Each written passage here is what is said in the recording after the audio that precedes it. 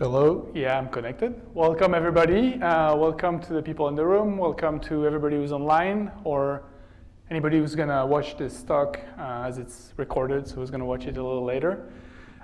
This is, I think, the second talk of a series of talks on JWST instrument modes. And the goal of this series is to present pretty much all observing modes and a little bit of the science rationales are under these observing modes for JWST, and then a little bit of practical information, how you're going to set up these various observing programs for your various science cases. Christine Chen is hosting these seminars. Unfortunately, she's in Chile today, so I'm filling in for her as the presenter, so I'm going to introduce myself. Actually, I'm going to introduce the people who have done the work here, which is the Chronograph working group. I'm presenting the work in lieu of a lot of people here at the Institute and also in the instruments teams that have been really working hard in trying to make this tricky observing mode that's Coronagraphy available and useful for science with James Webb. So let's start. Let's just I've sort of put this talk together coming from a perspective of somebody who's sort of familiar, is doing somewhat of high contrast imaging science, and by familiar I mean the idea of some source, and around that source there is some faint structure, and you want to kill the bright or not so bright source, the brighter source, and then reveal the structures that are around it. And I'm going to assume that people in the audience don't know that much about JWST. This is kind of the paradigm I put myself in here. So, and if I give some, for the people in the room, if I give some Coronagraph jargon without introducing it, please stop me. I'm going to try to start a little, from the basics and build up from that. So the first thing, when I was a new hire at the Institute, the first thing that struck me is when you think about JWST, you have all these instrument modes, and you start wondering what is not what is going on, but you can be a little overwhelmed, a little lost. The first thing that I kind of think when I think about JW is near infrared, mid infrared, and the cut is here. You have a broad suite of instruments for near infrared from pretty much 1 to 5 microns, and then above 5 microns you have MIRI. That is all sorts of observing modes. And so Christine talked about the standard imaging, last week, talked about the standard imaging with NIRCam, MIRI, and NIRIS, and all the trades that are going on in between the different instruments depending on your science for imaging. What I'm going to talk about today are these 2 points here, Coronagraphy.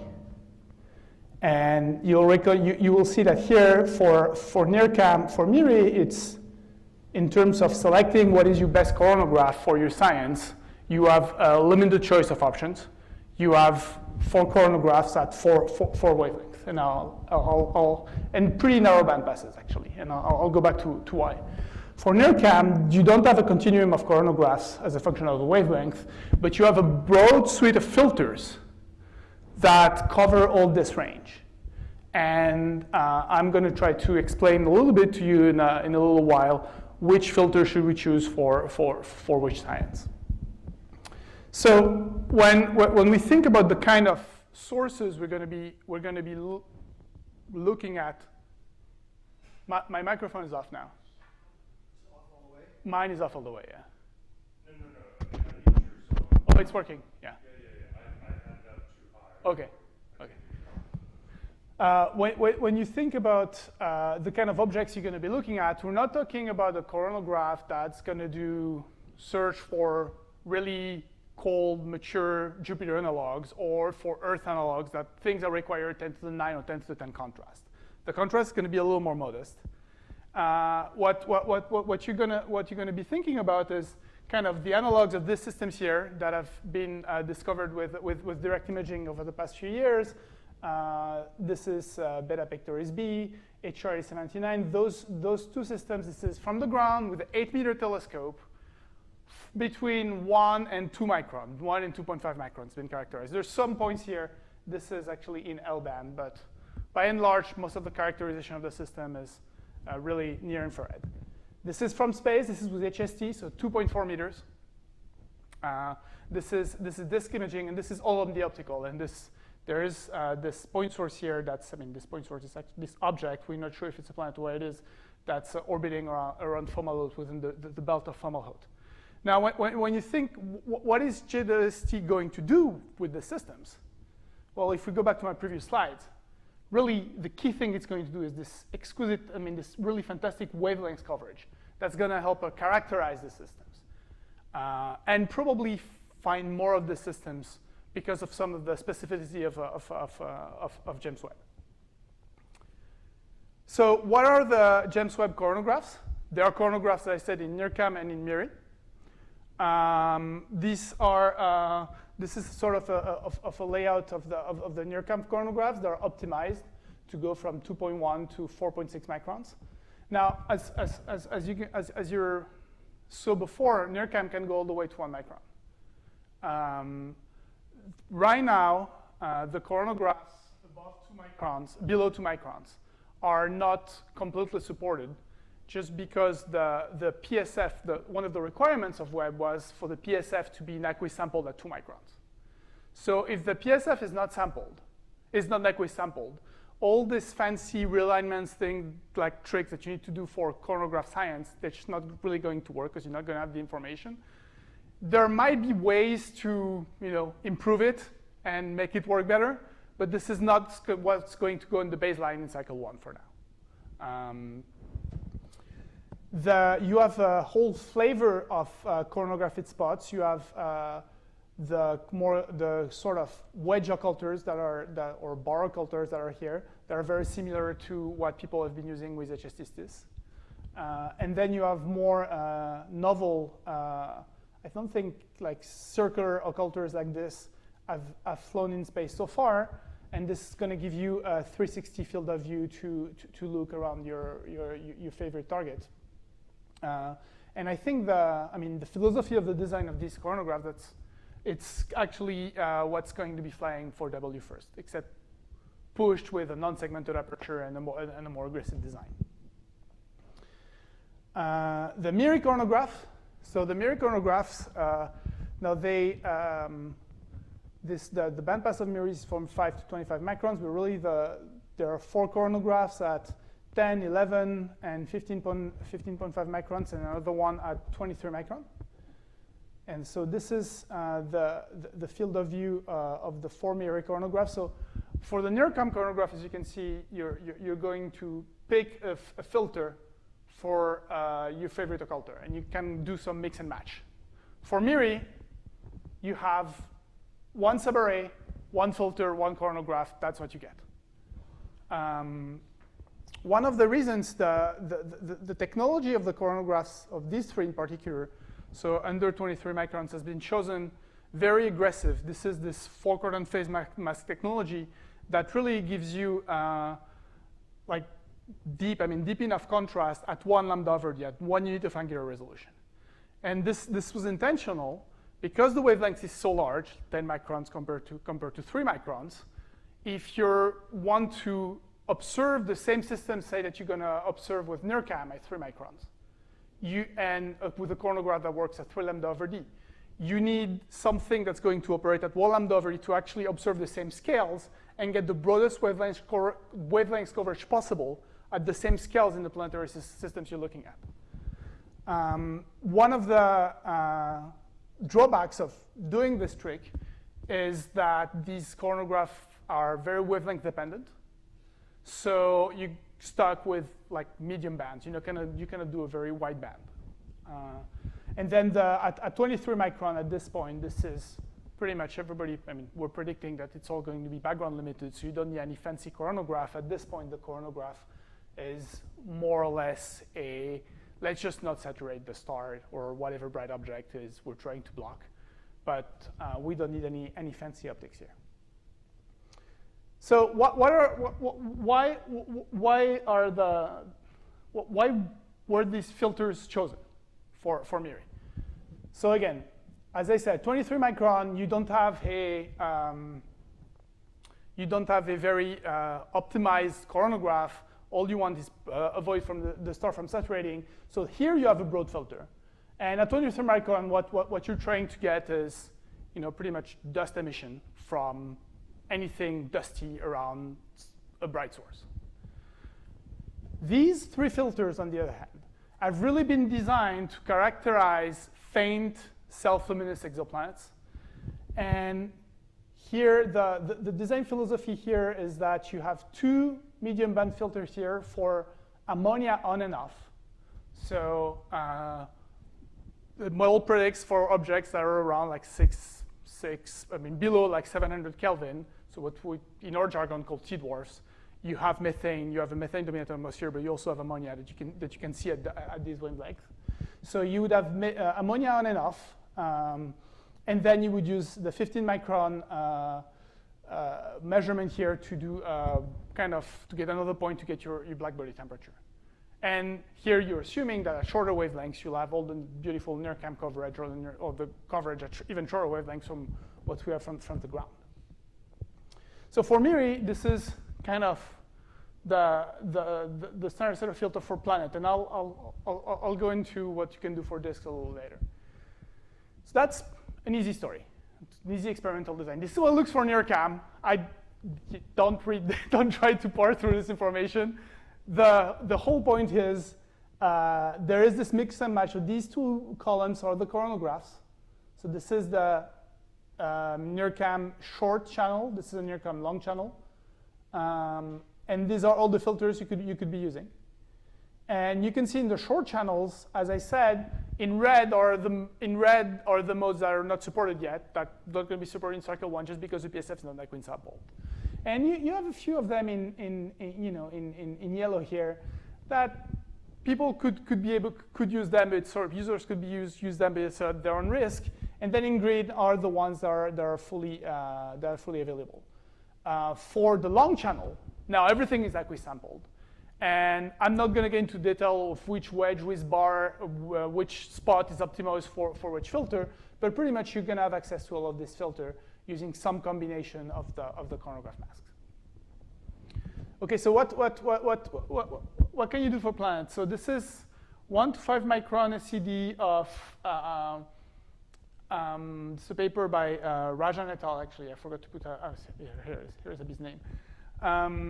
That gives you the photometry of the planets orbiting HRA 799. And this point here, the point of this paper was to get these 3 points here. In particular, this point here that's in a this atmospheric water absorption band, where from the ground, there's nothing you can do. You have the Earth atmosphere. You don't measure anything about the atmosphere or exoplanet at this wavelength. This result was obtained with Hubble, with WISP-3, after a lot of work actually dealing with the fact that PSF wasn't equisample. Now, what is Webb going to do? This is a series of white filters. I'm not going to go over the white filters, but over the narrow filters, it's pretty much going to hit all these water absorption bands that you just can't do that from the ground. And then it's going to get the continuum. It's going to get the continuum here, where you could do it from the ground, but you need to establish what the colors are in sort of the JWST photometric system.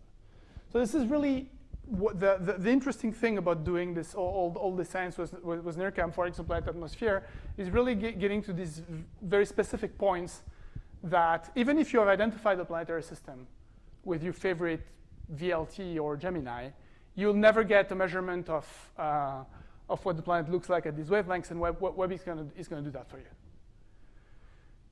So now, let's say I want to observe one of the systems. The first thing I'm going to be doing is I'm going to put my favorite model of my favorite planet through the ETC, and I'm going to ask the question, well, can Webb see it? All right. So I'm going to talk to you a little bit about the exposure time calculator. This is sort of for the experts on high contrast imaging that are online. This is a slide that explains how the ETC calculates whether or not you're going to be able to see your planet. This is a different philosophy than what we're used to do in our favorite VLT or Gemini data. And it relies on a bunch of simulations with different realizations of the sorry, I need to do it here so people online can follow me. With different realization of the wavefront, and you have different realization of the instrument response, and you calculate a noise covariance matrix. And based on this noise covariance matrix, you make predictions on what the contrast is going to be. And everything is summarized in a nice SPA paper this summer by Klaus Pontoppidan. So I'm going to show you a little bit of a flavor of what the ETC does for coronagraphy. This is a little forward. This is a semi-stable version. The full stable version will be released around AAS. And the numbers, in particular for the coronagraph, for some of the modes, they've been like triple vetted. For the coronagraph, we still need to vet the actual number that it spits out. So what I'm going to give you is more a little bit of a flavor of what the interface is going to look like. And none of this would have happened without the DC team at the Institute. There's a bunch of very talented people that have made this happen. And again, my contribution here has been pretty minor in actually coding this tool here. So can we see this? Should I zoom in? Should I zoom in and say no? Okay. Okay. Oh yes, we can zoom in, of course. All right. So the first thing you're going to do, you're going to create your scene here. So you're going to create a scene with a central star and a bunch of faint sources. Then you're going to select what is the spectral type of your central star. So it's an A5 star. Okay. After this, you're going to normalize the bandpass of your star. So you're just going to say it's AB mag of 5 star. This is the spectrum of your star.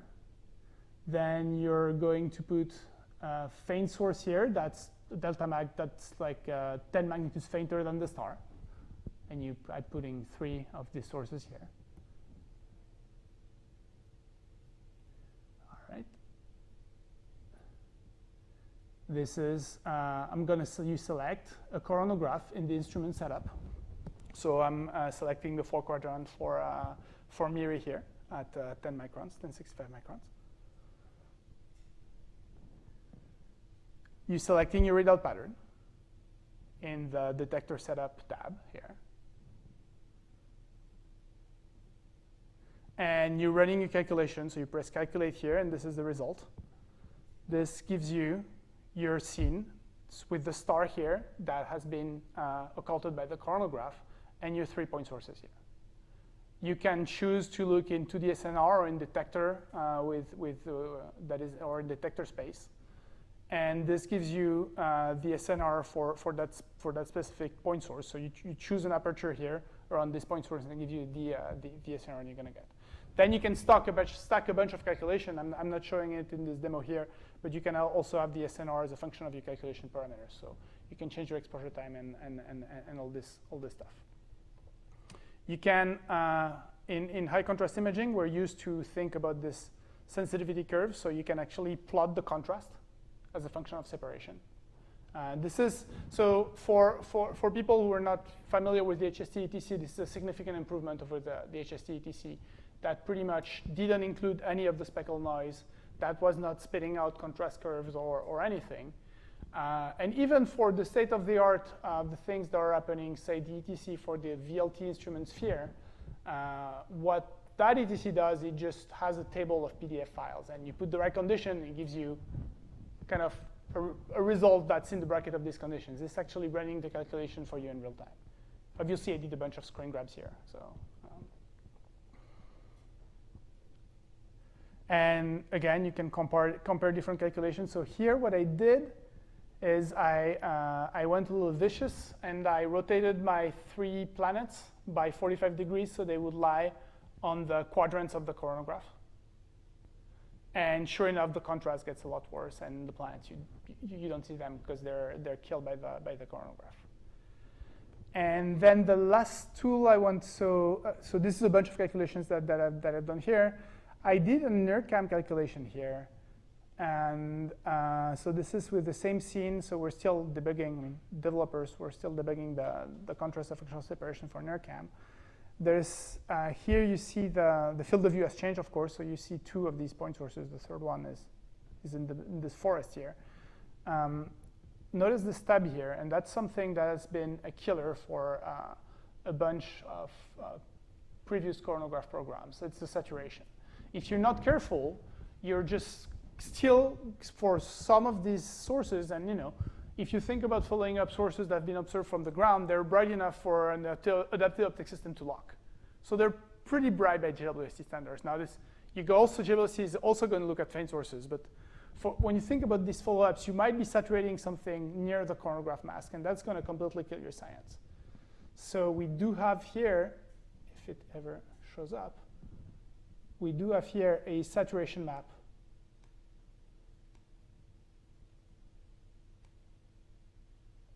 That shows you the pixels that are saturated around the coronagraph mask, and that helps you to gauge your exposure time in your real pattern, so you always avoid saturation. And again, that's something, so for the we've picked three results that I showed you earlier. This is a team here at the Institute that worked on it. It was like 4 days of angsting over am I saturating, and am I saturating where I want, and do I have the right SNR? And now this tool is going to do this for us. Now, what I didn't show you is that the ETC will give you 4 levels of contrast. Pretty much, you have the raw data without doing any calibration. Then you can start thinking about doing this roll subtraction or looking at the reference star and calibrate your noise. So in the raw data, I put a fake planet in here. You just don't see it here. It's just gone. You look at the reference star. You subtract the reference star from the target star, and then you see your point source here appearing. So you're going to have contrast curves for the raw data, contrast curve for a representative case of what we think the telescope stability is going to be and what the pipeline is going to be giving you. And then interestingly enough, these quantities really don't depend so much on the exposure time. What really depends on the exposure time is the fundamental limit that you can reach if you're very, very clever and you have the best algorithms and the best observation strategy. That's the shot noise on your speckles. And so the ETC also is going to give you that shot noise here. So what I was showing you is just right now what we're displaying in the development version of the ETC is just this third line here. But you'll be able to toggle between the 3 different strategies and to have an idea of where your science is. OK, so now let's assume that you're confident that JWST is going to be able to see your favorite planet or your favorite disk. And you're going to have to wonder whether or not you can observe it. Before I get to how to get the sensor, let me talk a little bit about disks. One of the things that's very remarkable about Webb, and I think you're going to see these curves all across these lecture series, it's just how sensitive it is compared to anything. When you look at this wavelength range here at like 3-4 microns, NERCAM is almost 2 orders of magnitude sensitive to anything else that's available to us. Even at 10 microns, no matter what with mirror, you're going to be a factor of 10 more sensitive than Spitzer. Plus, you're going to have the advantage of having a big aperture for the resolution. Now, this is for imaging. I cannot help showing this curve that has nothing to do with coronagraphy, but these are the same for spectroscopy. I mean, this is the leap forward we're going to be making in terms of sensitivity is really significant. And really, when I'm coming from the super deep contrast, like let's do 10 to the minus 6 contrast from the ground, and we're going to do 10 to the 10 with LUVOIR and all these things. When you compare to where we are, like this is here, this line, like this is the Gemini planet imager. Okay, the Gemini planet imager has 10 to the 6 contrast. Here is the sensitivity. There are science cases where this factor of 100 plus in sensitivity is going to make a big difference. And really, the reason I'm going there is because I think for disk science, in particular debris disk science, it's going to make a huge difference. So here you have a simulations of, I think it's Fomalhaut, seen with MIPS, and then seen with Miri at 24 micron. And here, the key point here is the resolution. I mean, of course, MIPS is sensitive enough to sort of see that there's dust at 24 micron here, but really Webb resolves the ring here. The argument about the sensitivity is here. This is HD141569. The image we're used to see from Hubble is kind of seeing this ring here. But of course, there is a lot of diffuse halo here. It's been observed with Hubble. I mean, I think Alicia published a paper on this. But it's getting tough to get to it. This would be what it would like with NIRCam at 2 microns, like striking high SNR. And even if you take a disk that has an optical depth 50 times lower, you would still detect it. Actually, this is about the SNR you get on the other edge of that disk again. This is what the image would look like with Hubble. So this is, I mean, this is really like for this type of disk that are really faint and where you need sensitivity. This is where Webb is going to excel. Chris Stark is here with us in the room, so I'm showing his favorite disk here. This is 1A1327. The other thing that Webb is going to do is it's really going to help to characterize the color, the albedo, and the phase functions of all of these disks. In particular, he has bandpasses. And this is where the wide bandpasses that kind of glossed over in my introduction about the planet are going to be useful because they're going to give you sensitivity. But they're also going to be centered around ice and silicates, all these features that we're after. And we think they're in this disk. We still haven't nailed them. And actually, I mean, this is what Christine is doing in Chile now. She's trying to do this with GPy. And we're pretty confident at this point that we're going to be doing it with James Webb. So let's go to, let's stay with Chris' favorite disk, HD1A1327. This is Chris' beautiful work using HST-STIS. I'm not going to go on the science, but I want to point out this image here. This was obtained, correct me if I'm wrong, with 12 different orients total of Hubble. 6 orients, 2 wedges. OK, 6 orients and? 6 orients and 2 wedges. OK, with 6 different, 2 wedges to get the resolution. Yeah. So if you want to get something that's circular symmetric and you have these coronagraphs that have this cross and these bars that I showed earlier, you're going to have to use JWST at different orients. The problem is you cannot just rotate JWST arbitrarily just like any way you would like. You're limited by this allowable field of regard, which is due to the fact that, and this is where I should have put a slide instead of counting on my hands because I'm being recorded. But this is due to the orientation of the telescope aperture with respect to the sun shield. And the sun shield always have to face the sun. And when you put the constraint that the sun shield always has to face the sun, and the telescope aperture is fixed in the frame of the sun shield, then the telescope aperture can only look here when the sun is here. So of course, as the Earth rotates around the sun, the sky, the available amount of sky kind of turns, and you can cover the whole sky, but at any point in time, you cannot get the entire sky. And moreover, the telescope, the amount of telescope roll you can have at a given time is pretty limited. So I'm going to show you what Chris, Joseph Long, and Kyle have done to sort of help Coronagraphs program in this context. So the idea is, let's pick my favorite targets. So let's call it HD1A1327. And it's going to be resolved by Sinbad. And then I want to look at it with Miri. And let's say with this mask. And I'm going to update the plot here. There you go. So what this plot here gives you, it gives you the times of the year where actually that source can be observed with Webb. Okay, and this is a pretty good source. It's a pretty big schedulability windows.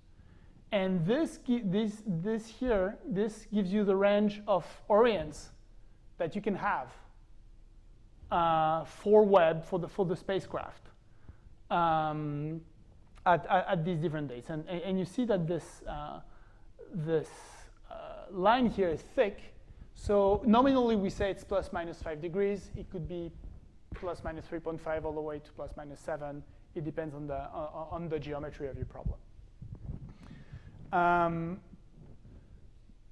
Then say I want to add at PA 70 and separation 3 arcsecond a point source.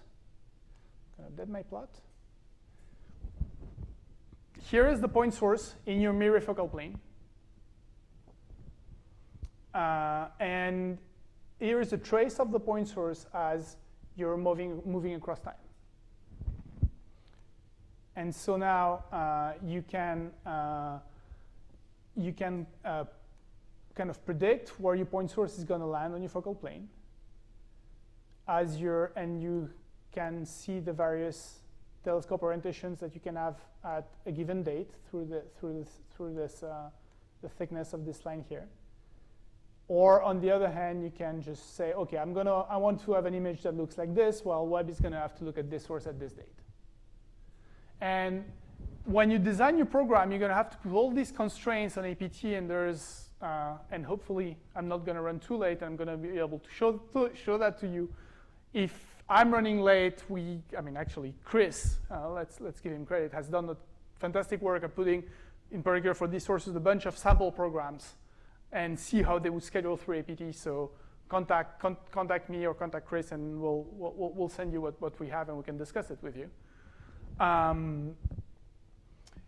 But this is before you do any APT shenanigans, before you go through the complicated system. This is a visual interface that tells you whether or not you're going to be able to. When you're thinking about a disk, for this one, you're probably going to be able to hit most of the geometries, and you're probably going to be able to, even with mirroring, get to the 360 degrees symmetry that you want. Now, say, I think it's this one. Yeah, this one is pretty bad. This source, if there was a face on disk like the one, like when I went through 7, you'd be in trouble. There would be very little you can do with Webb.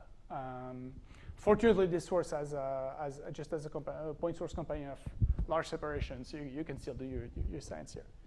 But so this tool, so first thing to do are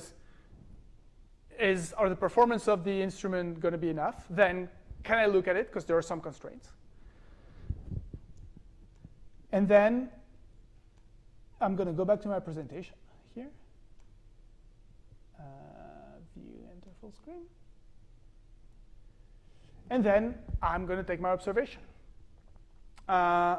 So I'm going to talk about what a chronograph sequence is going to look like. Clearly, I'm not going to be able to give you a demo here. We don't have Webb data yet. We have to wait a few years to get it. But I'm going to tell you a bit about the philosophy of how we've thought about that. So we've come up with some sort of a rigid framework, and it's going to hold at least for the beginning of the mission, where you're going to look at you're going to actually take advantage of the fact that you can roll the telescope by a little bit at any given epoch to try to get some roll diversity, to get a good representative image of what your instrument response look like, and be able to calibrate it. Now, again, with a 10-degree roll, you need the source to be very far out. I'm thinking like 20, I don't remember the actual number, but 20 lambda over d, if you want it to move enough so it doesn't overlap when you subtract one roll from another. But that's still going to give you some information. And to complement it, we're going to have people to look at the reference star. We're going to start very conservative, using the color matching properties that we've been, the color matching criteria that we've been using for Hubble. Probably it doesn't really matter at these wavelengths, but we're probably going to be a little bit conservative at the beginning. And it's just every coronagraph sequence is going to do that to make sure that science comes out from the get-go. There is no program that's taken where we realize that the noise, that the image of the star is just too bright and you don't see the companion. There will be some exceptions, but I think the exceptions will be for very few cases. And this is one of the points to remember. All the reference images, so reference stars will be stars where we know there's no astrophysical signals. They will be public right away. There is a long history with Hubble and also with other instruments at using all the noise history of the telescope and a bunch of realization of this noise over time, combine them to really bolster the science and really kill that noise for a given observation. We want everybody to be able, I mean, for JWST nominally is a 5-year mission, so we want to hit the road as fast as possible. And so we want all these reference images to be public from the get-go. The other point is that the overheads will be charged to the users. Any thing that's not going to go through this, any exception to this sort of rule, will have to be done with the justification in the proposal. Why does the proposer have a really good reason not to do that? And then the TAC will decide whether or not that's a valid reason.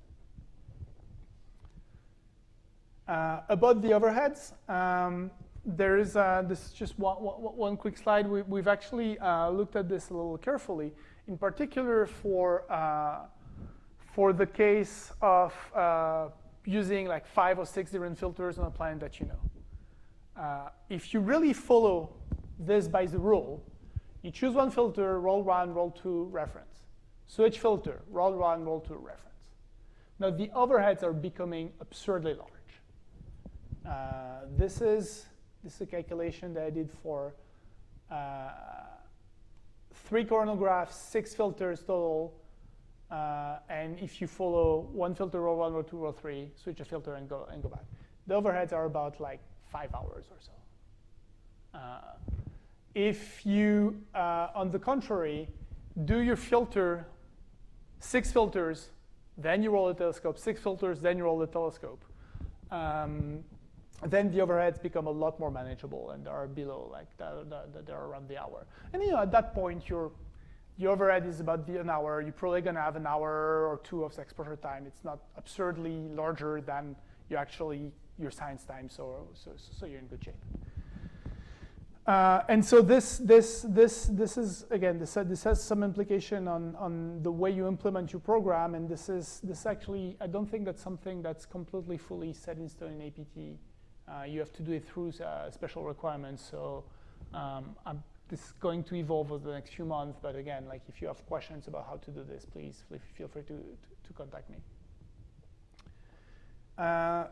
So once you've decided, I mean, once you go into one of these visits, so either the first roll, the second roll, the reference, what's going to happen?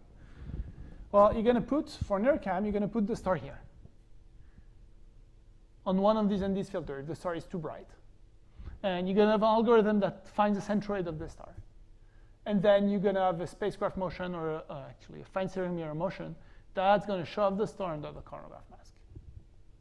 This process here is called target acquisition. Now, you might also have the central source might be faint enough that you don't need to go through the ND filter, and there's going to be a mode that supports that.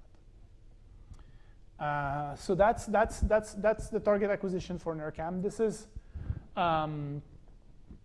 is something that actually for NIRCam we spent a little bit of time thinking about it. For Mirror, we spent a lot of time thinking about it, and you'll see why. But when you think about the HST failed coronagraph programs that had to have a redo, I think, and I get these numbers for people that used to work on NICMOS, and I think I would say 80% of them, bad target acquisition. So this is what goes wrong. I mean, and when you think about it, this is the big moving part on a coronagraph program. So things go wrong when you start moving stuff, and that's what happens here. Now for MIRI, we've looked at the bunch of schemes where you put your star here, you can put your central source here, then you move it a tiny bit, and then you bring it here aligned with the coronagraph. You have several different schemes. Now the thing that's missing, the thing that doesn't happen in here that happens in NIRCam, is for something that's bright, you don't have these beautiful ND filters here. You're blasting the science detector. Now you still have an ND filter in the pupil plane, so that's helping, but it's common path, so it gets a little trickier.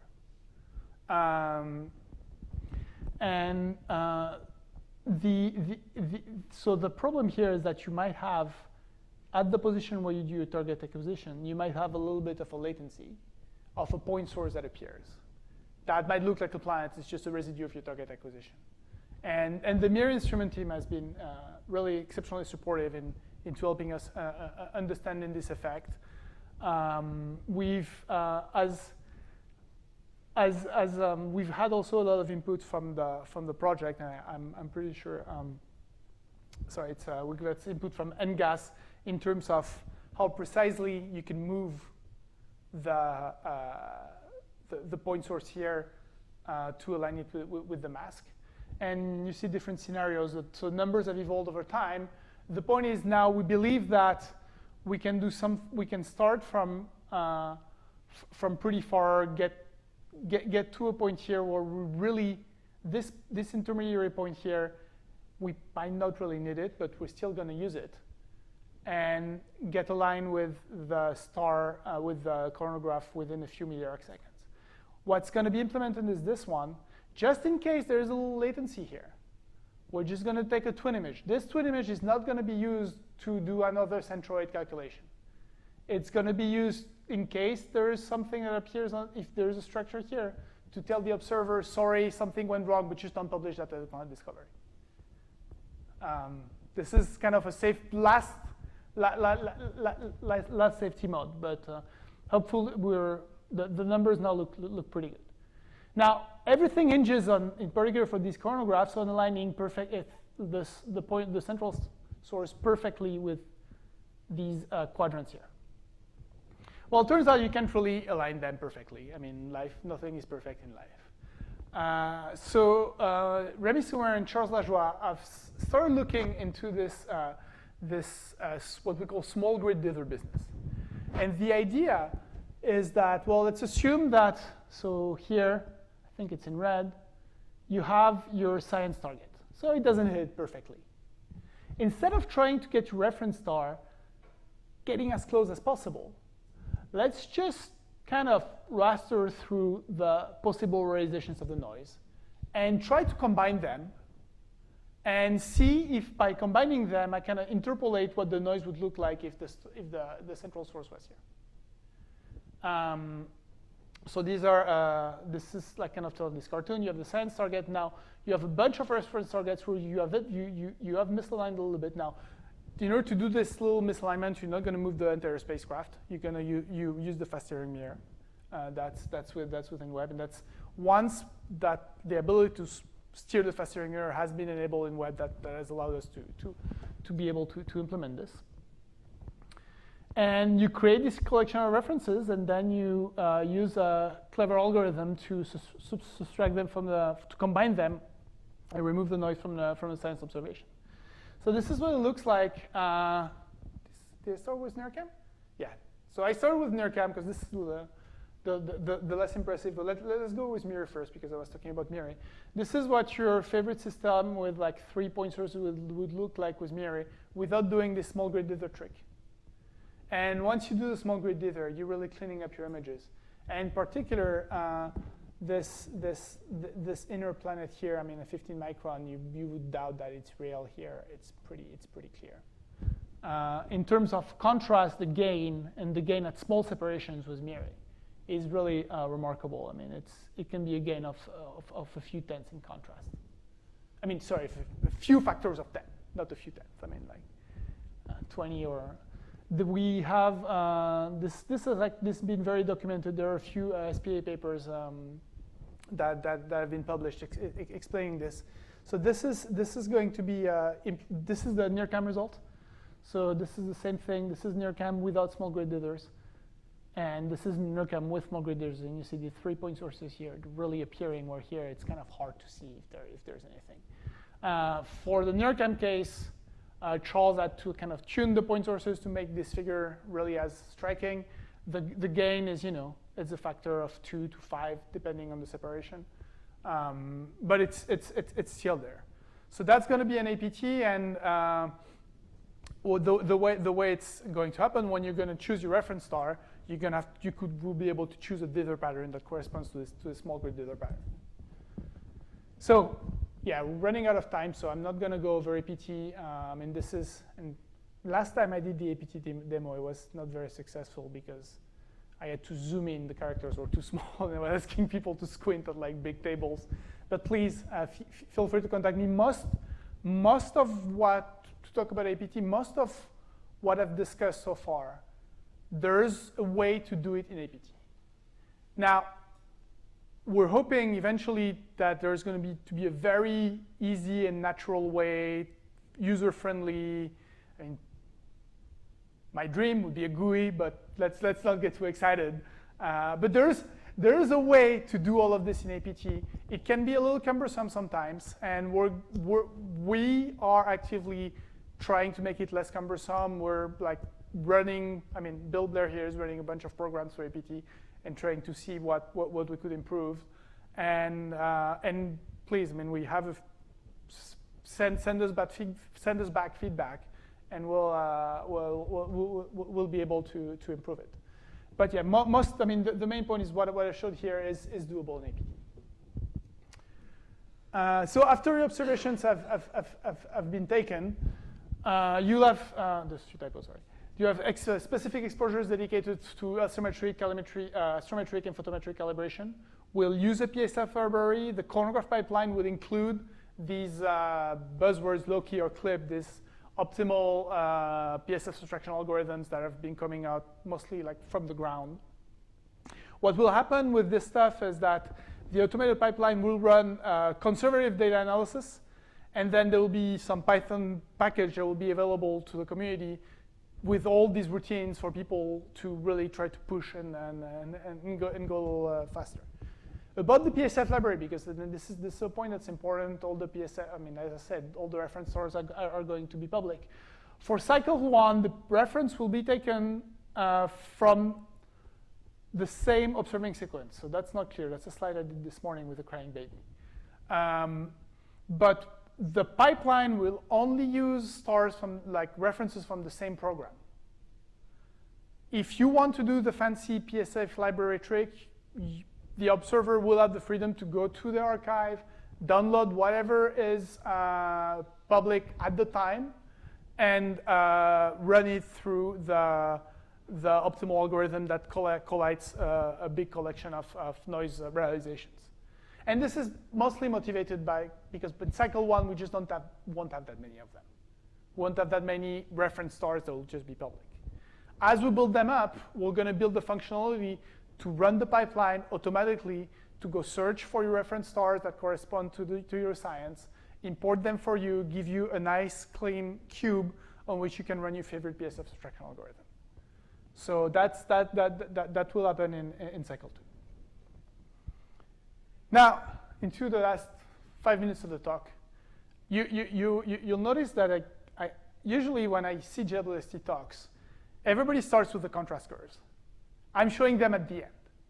Because I really think that the unique thing of Webb for this coronagraphy high contrast science business is the really new wavelengths coverage that's been really hard to get, and the sensitivity.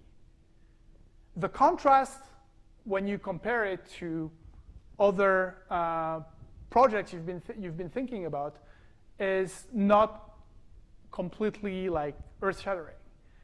The other part is predicting the contrast, as we all know, predicting the contrast of a chronograph instrument, it's really hard, requires a ton of modeling. In the end, we end up figuring it out. Even for, I was very involved with the Gemini Planet Imager. We had a bunch of error budgets, and we went on SCI, and we worked with what we got, and then we walked toward our budget by fixing stuff when we were on Sky and learning what the best observing procedures were. So take my contrast predictions a little bit with a grain of salt, and it's fairly conservative. So let's start with Mary. There is a paper. My apologies. This is 2015, not 2012. This is the most recent paper from the Mary team. So this gives you an idea of the orders of magnitude. This is what the PSF would look like if you had no coronagraph. Okay, and so the star, I mean, the central source there is a 10 to minus 0 over there. Then this is putting the coronagraph. This is the raw data. And this is the result after PSF subtraction, looking at the reference. And this is what I said, what the fundamental limit is on the photon noise. That is, what's driving here, what's driving the difference between this curve and this curve is the fact that the coronagraph alignment has changed a little bit, or the wavefront has changed a little bit from the two observations. Here it's saying, well, let's assume it doesn't move at all. This would be my fundamental limit. A few things to notice here. You're still going to be able to, these are tracks for various astrophysical objects so various like kind of exoplanets that range from 500, 400, 300K, and then changing the radius.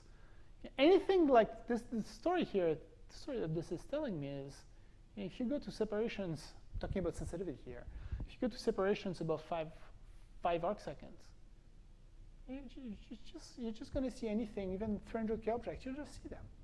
Now you will have trouble to see them here, and we know from previous studies from the ground that companions at above 5 arc seconds, they're extremely rare. I mean, they're less than 1%. But the point is, there are a few of them, you'll just see them.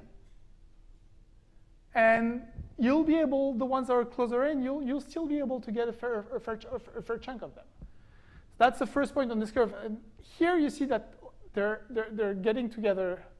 Those two curves here are sort of getting together. You're not gaining much.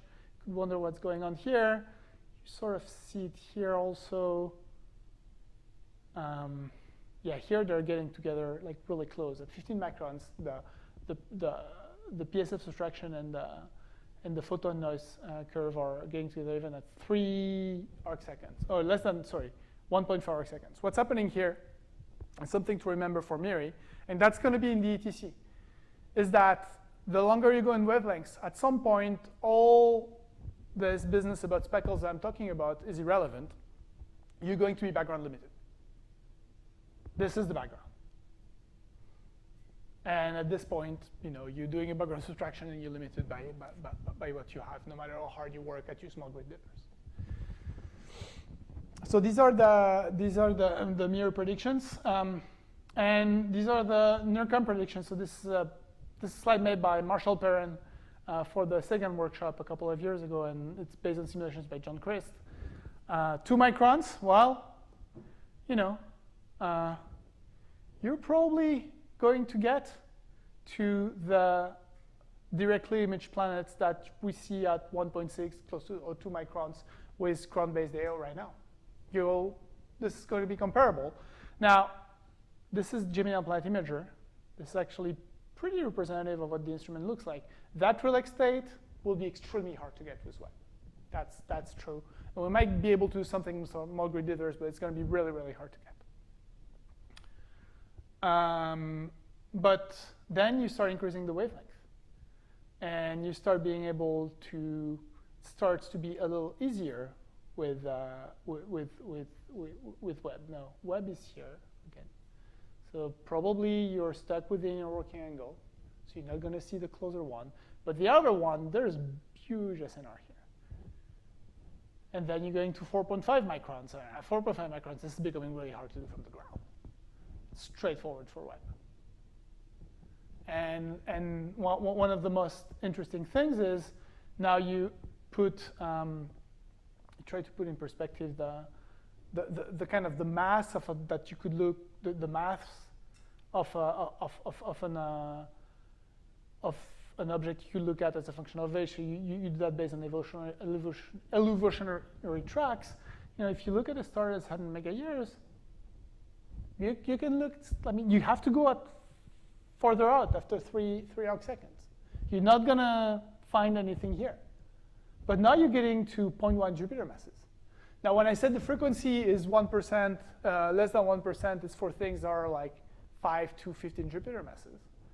But we don't know that frequency for things that are 0.1 Jupiter masses at these separations, probably low. But again, there's going to be some exploratory science done with Webb at these separations. And even for things that are a gigayear, you can get to a Jupiter mass pretty easily at these wavelengths. And that's something that's quite remarkable. And again, that's, you know, that's really enabled by the wavelengths, the unique wavelengths coverage of Webb. And this was my last slide. So thank you, and I'll take any questions.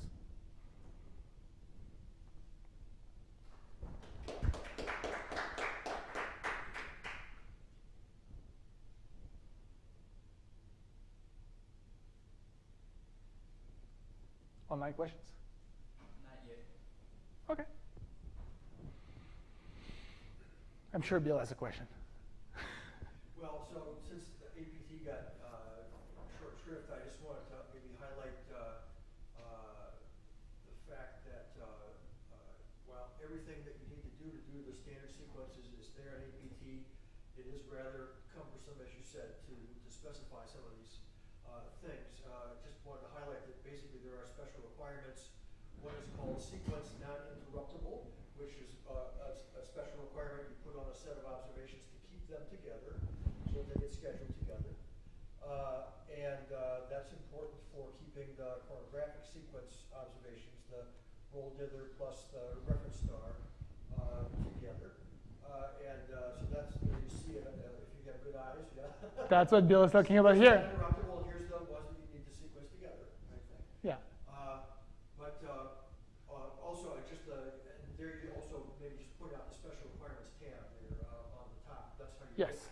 there's chronographic options. So this is where you choose your exposures, and then you go to special requirements, and this is where you link your rolls and your references. And you point down to the add button down there if you would at the bottom, and that's where you actually access the new constraints to be added onto your observation. So it's a manual process right now. We'll certainly try to have documentation in place that guides people through the process of specifying the right special requirements. But at the moment, or for cycle 1, it looks like these will have to be specified individually on your observations to be able to work with it. It's just worth highlighting. Yeah.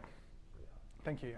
Yeah, this is the part that I skipped due to small eyes. But I think, I mean, as for the people online, as you can see, a lot of like designing, putting together the two rolls, and maybe having a revisit with the roll at like 30 degrees off and stuff.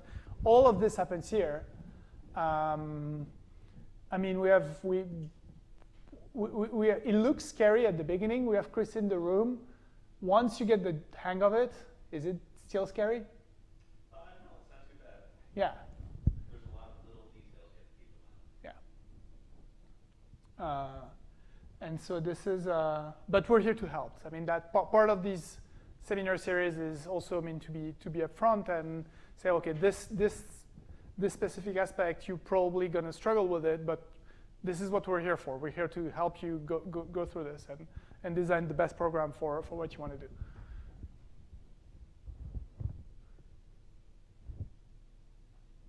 We done? No questions online? OK. Well, thank you, everybody. And see you next week with the next speaker. Bye-bye. In 2 weeks.